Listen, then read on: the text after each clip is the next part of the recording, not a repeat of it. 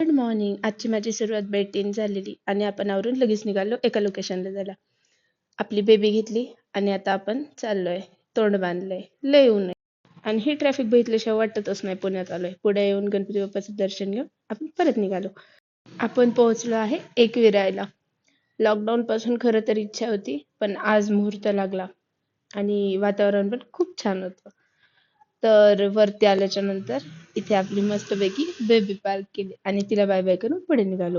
खेळण्यांचे दुकान बघून लहानपणीचे दिवस आठवले. खूप रडायचो खेळण्यासाठी, पण कधी घेतलं नाही. आई सांगायची इथे महाग भेटतं, बाहेर गेल्यावर घेऊया, पण ते बाहेर जाणं कधी झालंच नाही. आता आईची ओटी घेतली आणि वरती निघालो. पुढे जाऊन तिकीट बुक केलं आणि हे आईचं मंदिर. ह्याला बघून खूप सुकून वाटला.